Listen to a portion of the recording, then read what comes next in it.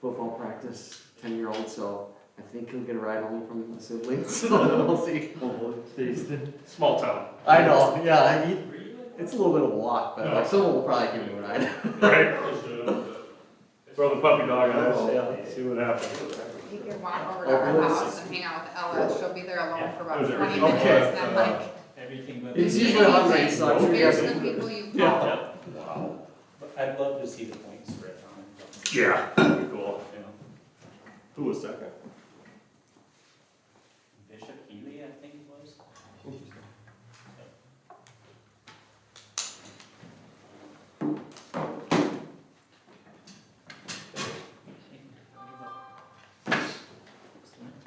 Glad Billy's here, he can kick the meeting off then.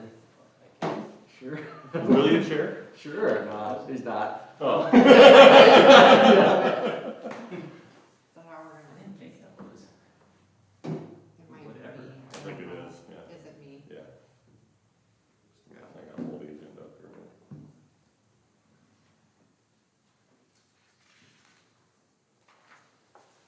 We have everyone here. Do I have to sit in a certain spot? We might be missing Christy Drogue. Okay. Oh, that's right. I can text her too. Yeah, see if she's coming around. Since we've only got an hour, I think we should probably go ahead and get started though. Yeah.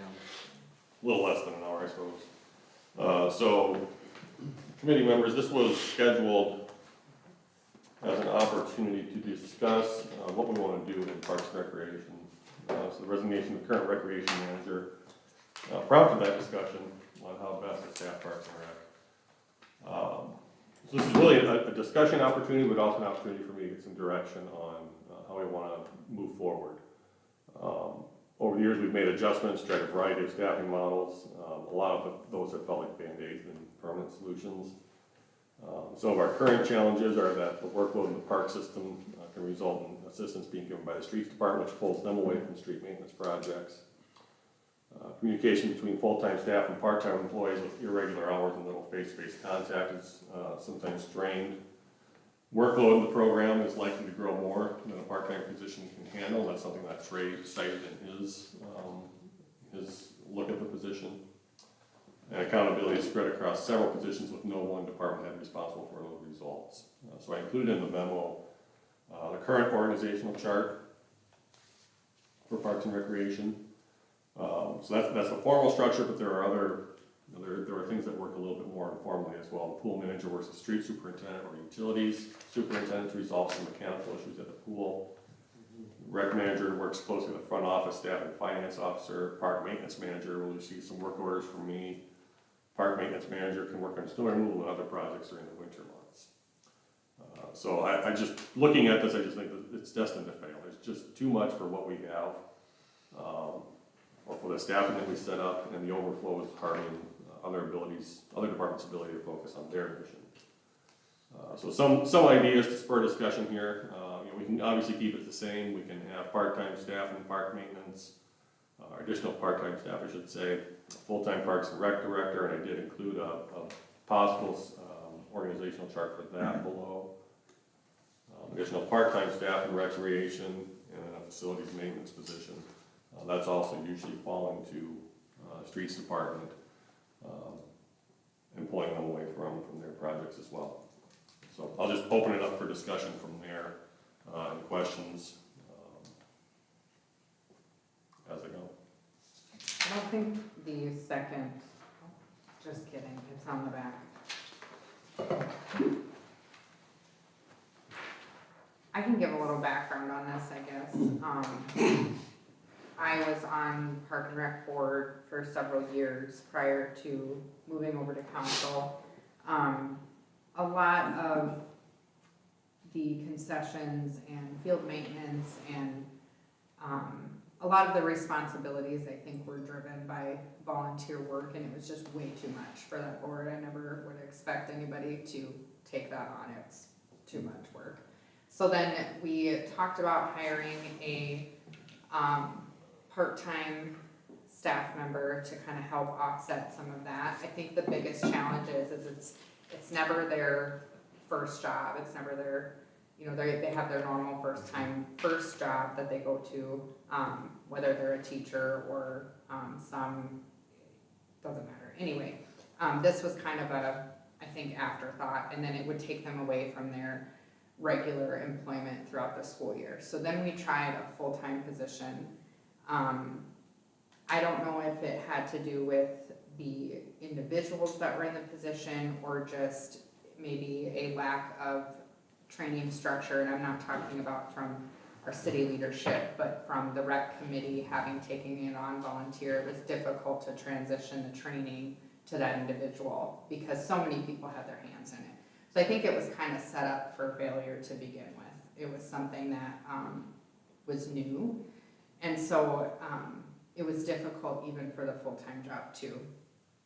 I think moving forward, what's challenging for me is I see it both ways.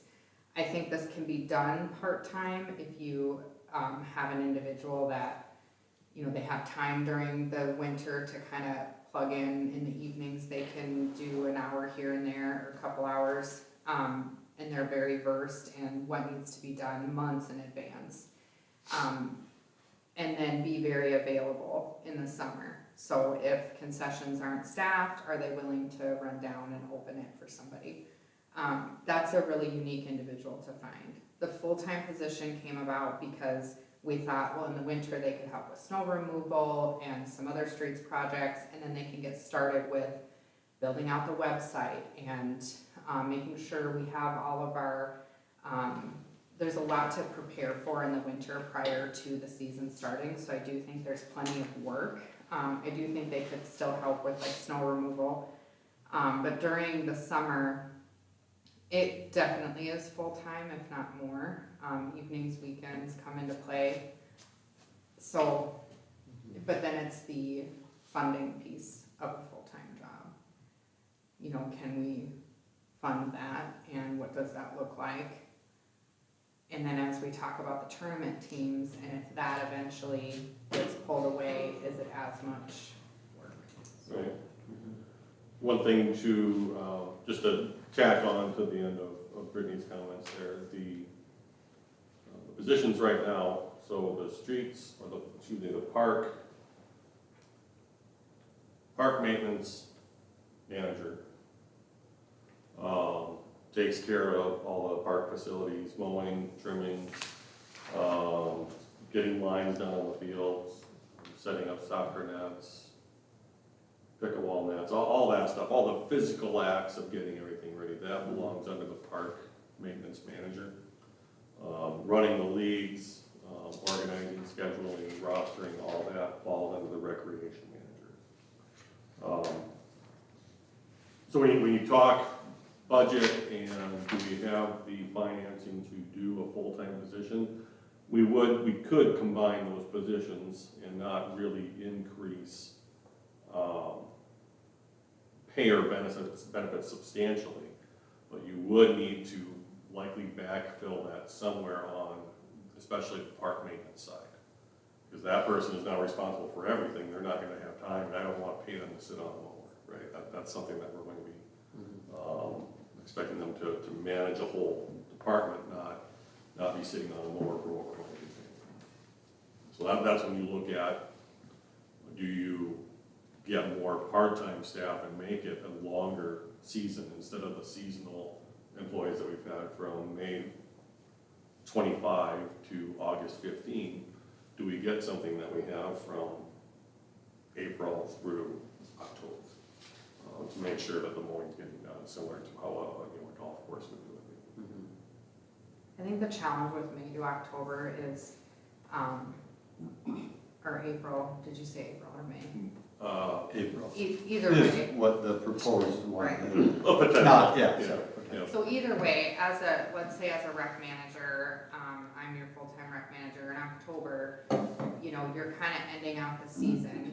You're not maybe necessarily getting ready for what's to come. I mean, it would be great if they could, but come April, you're already into travel tryouts. Yep. You already should have everything ordered for jerseys. You should have all your inventory done for the year. You should be planning on the first concession opening in the beginning of May, so all your volunteer signups have to be done.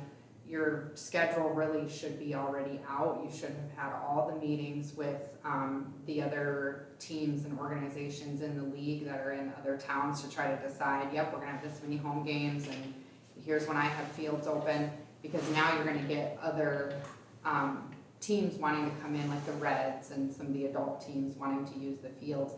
And you should have all that ready by beginning of April or beginning of May. And so that's the biggest challenge that I see, is this individual coming in April or May and their head's spinning already, and then we're already starting. Those teams have started practice. So then I think you really need to start building out registrations before January 1st and have them go live at the end of January. And so those have to be built in the fall. I think that's what's in our current timeline. We added a policy to our timeline, or a timeline to our policies that said these are the things that need to be done each month. I do remember that discussion. I don't know exactly what the timeline is. Yeah, the So- discussion was definitely about making sure the fall was, you're getting everything wrapped up, all the uniforms are back, and you've got your inventory done. And then you start your registration build. Because that does take time. I mean, Right. It's not, you don't just get to duplicate it, you've actually got to wait on sports engine, if I remember right, to approve it even. I think it's way on the end of the policy, like it's the policy and then there's a kind of a timeline, if I remember right. And what's long overdue too, and it's not this board, it's not any individual, but there's things that we've wanted and I say we, the Park and Rec Board, the council, anybody involved in the rec programs, just maintenance things that need to be improved, scheduling, those types of things that are gonna take time to get right. Do we need to add different software, those types of things that really a full-time position would benefit from. However, I think if you had the right individual in a part-time position, I think they can absolutely do it. But you have to trust then that in the winter time, if they have a different full-time job, are they gonna, we don't wanna get them in trouble for, obviously they're not gonna do it during 8 to 5 during their other job, but are they gonna have time in the evenings or whenever we need them to work on this work? So that's a challenge. I think the challenge with a part-time job is they're always, we've already kind of said it, like, okay, part-time job, my full-time job, that is gonna come first, and as soon as it gets too busy, it's usually been 2 to 3 years, we keep someone, and then we gotta go find someone else at that position. Now, I'm not saying a full-time job, someone might move on from there too, but, it might be more permanent and maybe more long-term if we could get that. But I also understand that that's a funding issue too. Would you like to see financial comparisons before that kind of going down that road? We haven't put anything together at this point, but I mean, we have different options here. And maybe a fiscal analysis would be kind of the right track for moving forward. I think that'll give us a clearer path, without question, knowing what the dollars look like. And in incorporating what the dollars look like, we will also want to expand that role. When we talk about the different programs that we've found through our community discussions, like a Saturday morning stretch at the baseball field, where we host that with any community members welcome, bring in a yoga instructor, book them every Saturday morning.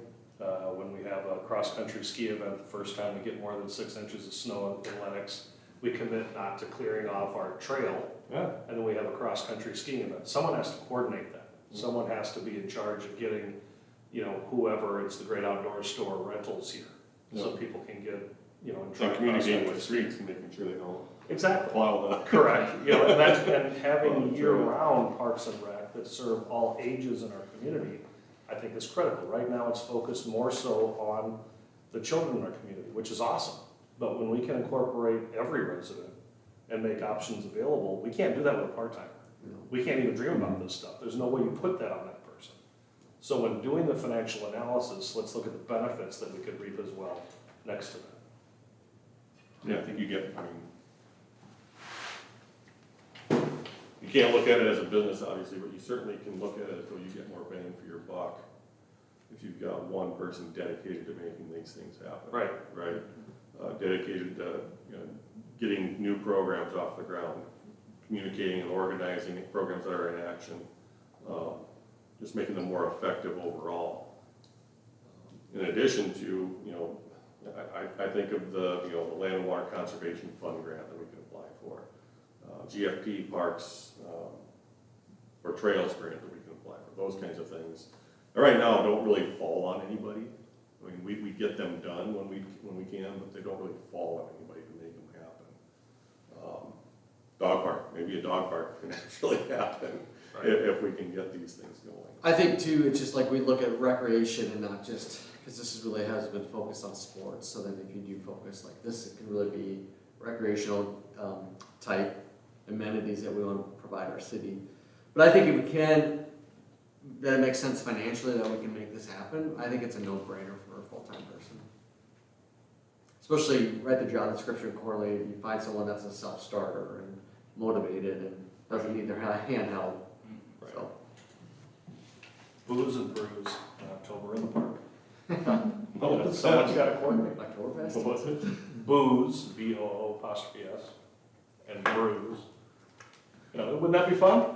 You can't expect a commercial club to handle all that stuff and put it all together, but now we become a destination city and people come and see how awesome Lennox is. Right now we get the 4th of July, and that's great, but no one really gets to enjoy the city because there's 40,000 people here. And a lot of stuff's closed, yeah. Yeah, You know, I think when you start getting those kinds of events, you start to experience the community and not, you know, we've talked before about there's a difference between the community of Lennox and the city of Lennox. That's the city government, right? And I think you kind of start to look at, you get to see a different view of the community when you have those kinds of events available, especially for the surrounding area. I've often thought like a farmer's market in the park or something would be kind of a neat thing too. First Thursdays thing that we talked about years Yes. ago. Yeah. I mean, there's so much more opportunity Yeah.